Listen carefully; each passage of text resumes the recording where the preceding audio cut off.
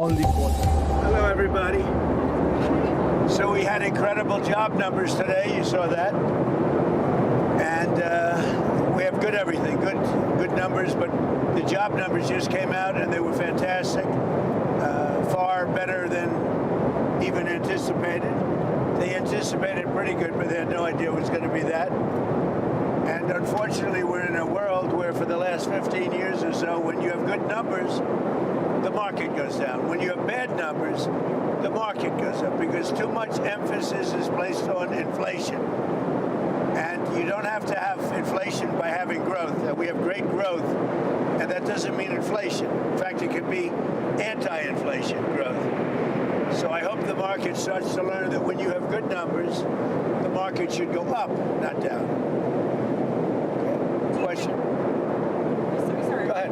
Given those job numbers, do you think the Fed should cut rates at its next meeting? And do you think new chair Kevin Warsh can... Well, I'm going to let Kevin make that decision. I'd like to see lower interest rates because each point, think of this, is $600 billion. Okay? So, you know. You said yesterday you're interviewing some candidates for permanent director of national intelligence. Who's under consideration? I have 5 interviews. And we'll have a very good person watching things, Bill Pulte. But I have 5 interviews. So cutting rates, so just getting back to you save hundreds of millions of dollars when you take 1 point off. Hundreds of millions of dollars. 2 points, you save double hundreds of millions of dollars. And so I therefore, from that standpoint. But someday we're going to have to go back to the old theory. When we're doing so good, we have more auto plants being built than we've ever had. We have more plants being built than we've ever. All these numbers are good. But when the numbers are good, we should be allowed to grow, not to stymie the growth. And we had a Fed chair that didn't understand that. Financial markets are now pricing in a cut actually for the October meeting. Well, I would like to see that, but I leave that up. Look, I have a very talented guy. I leave it up to Kevin. But I've always said, and I've said it for years, when you have a country that's doing well, the market should go up. The market should, and the reason they go down is if it's doing well, people say, "Oh, we have to stop inflation," and it doesn't mean inflation. In fact, it could be just the opposite. So we had a hike before the midterm elections either. They were hike. Remember that we saved $600 million every point. Why do you want Bill Pulte to cut the... Say it? Why do you want Bill Pulte to cut the office of the Director of National Intelligence? And how long is he going to be in that role? Depends on how long it takes to get somebody approved. He'll do a very good job. He'll watch it closely, but Bill Pulte is very good. He's very talented. Done a great job at Fannie Mae, Freddie Mac. The value there is close to $1 trillion. We built a value that's incredible. So he's done a very good job in that. He'll do a good job. He's watching for, during this time period. And you want to cut the number of people working there? I wouldn't mind. I've heard that's way too high for way too long. Yeah, I wouldn't mind. If he cut, I wouldn't mind that. Sir, on artificial intelligence, are you considering the possibility of the U.S. government taking stakes in some AI companies? Well, it's something. I did it with Intel. So I made a deal on Intel. I made for the country $50 billion. We took a stake in Intel. It was given to us by our helping. I said, look, we'll help you, but you have to give us 10% of the company. That was Intel just 9 months ago. And as I think we made about $50 billion on that deal. Would you want to do it? I did a very good job. I should be a stockbroker. Mr. President, yes, sir. I'm going to change the subject if you don't mind. Did you get a chance to watch Game 1 of the NBA Finals? What do you think? I did. Well, I'll be going to Game 3. I guess it's Game 3 on Monday. I thought it was amazing. I think the Knicks have an amazing team. The way they played. It started off slow and it just got stronger and stronger. Wemby looks like he's going to be a great player, but they really played well. I thought. Quick follow-up. Did you see Wemby crossing his arms during the U.S. national anthem? Did you have any thoughts on that? I did not see that. Is that what he did? He did, yes. What did he mean by that? Nobody asked him. Well, I guess you have to ask him. Well, who's your favorite Knick? Well,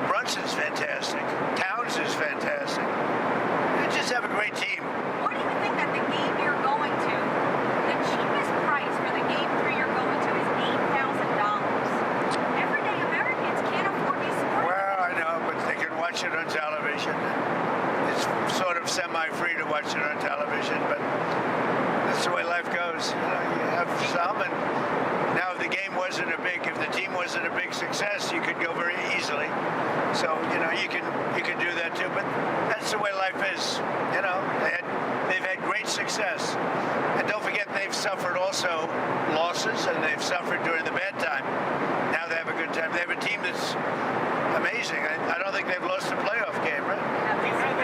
Very unusual. Has that ever happened before? Has anyone ever had this kind of a run in a playoff game? I don't think so. Do you have any? On the new promenade you announced yesterday, Mr. President, Yeah. where is the funding going to come from? It's not a lot of money, and it's going to be beautiful. It's always been, the Lincoln Memorial has always been very tied to the Potomac River, but they built 2 roadways behind it unexpectedly at the time, many years ago. But after the memorial was built, it used to have a tie to the river, and then the highways cut it off. And we have a really beautiful plan where it goes over a beautiful series of platforms that bring you right down to the river. It's beautiful. Where the funding? It's a promenade. It's a beautiful promenade. Probably, well, it can come from we have a lot of sources of funding. We won't have to go back to Congress or anything. We have a lot of sources of funding, and a lot of people have asked me to stay involved with the Kennedy Center. We had a judge who's totally conflicted, but that's all right. He's a totally conflicted judge, should be ashamed of himself. But they've asked me in the strongest of language to stay involved with the Kennedy Center. We want to see, because the building it's very dangerous, number one. Number two, it was losing for years tremendous amounts of money. So I'm considering that. But a lot of people have asked me to get it fixed. We have to fix the Kennedy Center, or both physically and from the standpoint of attendance. Mr. President, on oil and gas prices, I know you're saying that the oil prices and gas prices will fall after the conflict ends. Would you limit exports of gasoline if prices in the short term? I can do a lot of things. So we have a lot of alternatives. But the beautiful thing from our standpoint is we have more oil and gas and coal and everything else than any other country on the planet. And then when you add Venezuela to it, we have probably 64% of that type of energy. That's unbelievable. Venezuela is working out very well. We're getting along incredibly. The country is happy. The people love the USA. And we have a lot of, the big oil companies are moving in there now as we speak. And we're going to be taking out millions of barrels of oil. Are U.S. oil majors doing enough to boost output in the U.S.? Are you asking them to do more? Sure they do. Well, we have everything we need. The world doesn't. But I will say, people thought it was going to be a lot worse. Today I looked at $96 a barrel. People thought that was going to be $300 a barrel. And in the meantime, we're having great success with Iran. They're not going to have a nuclear weapon. And they're in no position to have a nuclear weapon. Senator Tillis said he won't support Todd Blanche's confirmation unless Todd Blanche condemns January 6th. Do you have a reaction to that? Senator Tillis is a loser. That's why he didn't run. He didn't run because I wouldn't support him. And he's just an angry man because he's not going to be a senator any longer. He wasn't respected in the Senate. He fought a lot of people. He fought Pete Hegseth. Pete Hegseth turned out to be a gem. No, Senator Tillis is a loser, stone cold, and he's an angry man because he was forced to leave the Senate because I wouldn't support him, and he quit. So now he's trying to make trouble by, opposing anybody. Todd Blanche is a brilliant guy who everybody likes and everybody respects. And Tillis is always like, I'm going to do this, I'm going to do that. He should have done it before when he was a senator. He would have gotten wiped out in a race. But he needed my support, and I said, I can't give you my support. He's not qualified. He's not good for the position of senator. I didn't hear about what he did with Todd Blanche. Todd Blanche is fantastic. Sir, on the AI companies potentially taking these equity stakes, have you spoken to Sam Altman or any No, other there's a concept out there. There's so much money, and it's so big that there are concepts where pieces could be given to the American public, where the American public essentially becomes a partner with the companies. And I will tell you, I have spoken to all of them. There's something very interesting about it, where it almost almost becomes a partnership with the American public. And we'll look into that. We are looking. I actually have a meeting scheduled in the very near future with, did you know that, with all of the companies, and we're talking about it, where the American people can benefit from the success of AI. And by doing that, they're going to like it better. Because we're leading China, we're leading everybody in the world with AI, and we want to keep it that way. It's probably the biggest industry maybe that we've ever seen. Which companies in the meeting? All of them. And Rob, All the big ones, yeah. All the big ones. They're all coming to the White House probably next week. And is the idea that that would be dividends for the Americans? I don't know. We're going to see. I mean, we're going to see. Sort of, it's like you make them a partnership in this revolution. It would be a beautiful thing, and Senator it would make them rich. Senator Bernie Sanders proposed this 50% managed public-private partnership. Well, I've been talking about it for the last year. But is it odd to be kind of on the same page with Senator Sanders? No, actually, when Bernie Sanders was taken advantage of with Hillary Clinton and he lost in the primaries, because a lot of people think he didn't lose. I mean, he had two of them, right? He lost then and he lost the second time with Biden. But when Bernie Sanders lost, you know that I got many of his people. They voted for me. Because we are on an economic plan, as far as economics is concerned. We have certain things that aren't that far apart. People are surprised. But many of you, if you'll take a look, many of the people that voted for Bernie Sanders, when he was no longer there to vote for, they went to me. I picked up a tremendous amount of his voters. Oil searches one more.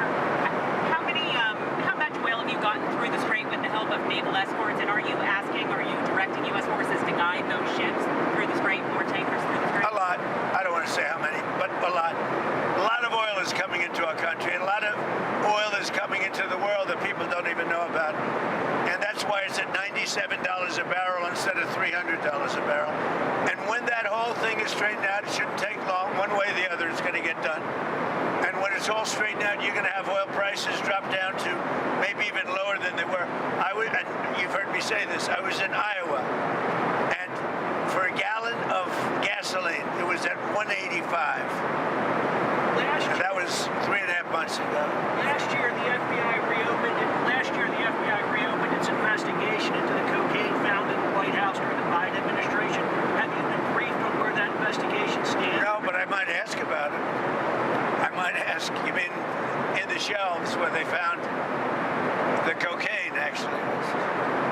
No, I might ask about it. Sorry. Have you made a decision on the arms sales to Taiwan, that package, the $14 billion? We're looking at that, yeah. Are you We're still looking planning to at talk to Taiwan's president about it? I'll always talk to him, but we're looking at it. What was your reaction to John Bolton agreeing to plead guilty in the classified documents? Well, I was never much of a fan of John Bolton.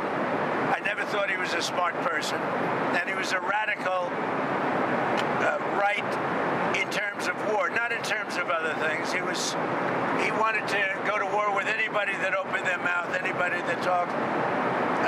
And I used him for a purpose. You know, he was involved with Bush, and he created a lot of problems. But he always wanted to kill people in war. And that was okay for me as long as I didn't listen to him, which I never did. He's a bad guy, John Bolton. He's a dirty guy, and we caught him. We caught him. And, he wrote a book. You look at all the information he took. I mean, if you look at that case, it's a great honor to have helped from the standpoint of encouragement. I looked at John Bolton as somebody that was a very dishonest guy and not a smart guy. And I guess he's paying the price for certainly being dishonest. You mentioned the Kennedy Center, sir. How do you want to be involved moving forward? Well, the same way it is. I'm the chairman. So we'll just keep it going. Somebody has to do it. It loses a lot of money. It has for years. It's lost hundreds of millions of dollars for years. And yet it's something you have to keep going. It's the arts. They all lose money. Carnegie Hall. You take a look at all of that kind of thing loses. So they really, everybody, they want me to say very badly. So we're gonna take a look at You it. also mentioned Fannie Mae. The judge really hurt the Kennedy Center because he slowed down. We're gonna spend a lot of money on fixing it and bringing it back to health. And the judge really made it very hard to do that. But I'm going to look at his ruling on that. But we have to bring it back physically. We have to bring it back, and we have to bring it back in other ways. So we'll take a good look at it. You mentioned Fannie Mae and Freddie Mac. Yeah. With Pulte's move over is now acting DNI. Is an IPO off the table? No, it's not. We're thinking about an IPO for that. It's not a rush, but we've created a tremendous. You know, I could have sold that for literally less than 10% in my first term. I was offered. A lot of people were offering me money meaning the country, to buy Fannie Mae, Freddie Mac, as you know. And it suffered tremendous hardship. And then we built it back. And I could have sold it in my first term for 1/10 of what it's worth now, and I didn't want to do it. Now I think we would consider an IPO, yeah. And he would potentially. No, he'd be there. No, he's staying there. So then who are the people you're talking to for DNI? Can you give us I'm looking at 5 different people, all very good, all people that you know very well, all people that do that kind of thing, and they're very respected people. Mr. President, what do you think about Major League Baseball owners pushing for a salary cap? Do you think it's time for baseball to have a salary cap? Don't they sort of have one? Don't they? It's a luxury tax threshold, but the teams that have the money are willing to spend it. Well, if you don't have a salary cap, you don't have a sport, because they can't help themselves. You know, in sports, they can't help themselves. Football has a salary cap. Every major professional league except Major League Baseball in America. They should have done it a long time ago. I know so much about sports. Okay, we've just been watching U.S. President Donald Trump speaking there a little earlier on Air Force One. He is on his way, or he was on his way to the state of Wisconsin. He is there now, where he's due to speak to members of Wisconsin's agricultural community. Let's go to Rosalind Jordan at the White House. Rosalind, we heard Donald Trump take questions there from the media scrum that is there with him on Air Force One. He is on his way to Wisconsin. We heard him take questions about the price of oil, inflationary pressures generally in America, questions that will come up during his visit to Wisconsin. Well, basically, the president was trying to celebrate the fact that the job hiring figures for the past month actually went up by about 172,000 new hires. The president is hailing that as an indication that the U.S. economy is doing well. But the U.S. stock markets did not take that news as positively as President Donald Trump has. In fact, all 3 indices, the Dow, the NASDAQ, and the S&P 500 were all down. The NASDAQ significantly down more than 4%, mainly because investors and investment banks are very worried about the AI industry and whether it is perhaps overvalued. There's also the ongoing concern, which we heard the U.S. president address during that gaggle on Air Force One, about whether the fact that job numbers are going up means that inflation is still going to be a problem, in part because you now have more people earning money and wanting to spend that money with a static amount of goods in the marketplace. So that's one reason why inflation would go up, as well as the ongoing fact that the war with Iran has still not yet been resolved, even though the U.S. is escorting vessels through the Strait of Hormuz. The U.S. president is indicating that he's not worried that prices are going to be falling, particularly energy prices, in the months ahead. And he said that's in part because negotiations are going well with Iran. However, after he landed in Wisconsin in the past hour, he was asked about whether he had had any more conversations with Iran. All Donald Trump would tell reporters is that negotiations are going well, and then he got into his motorcade to head to the next event in northern Wisconsin. And Rosalind, we are expecting him to speak in Wisconsin. He's got his supporters there, but many of them are farmers, and they've really felt the pinch from the rising price of gas and oil as a result of the war in Iran. So what do we expect him to say to them at this event? I think it's fair to predict that Donald Trump is going to try to reassure these farmers who are dealing not just with rising energy prices, but because of the war with Iran, they've also been hit with the rising price of fertilizer. This is prime growing season in the Northern Hemisphere, and these farmers are having to deal with those rising costs against their income, and they are very, very worried that their financial status might become ever more precarious. And so I predict that what you'll hear from Donald Trump is reassurance that the economy is being stewarded in the right direction, and that these farmers and their families and these businesses are going to come out better than they are right now. Okay, for now, thank you. Rosalind Jordan there for us at the White House.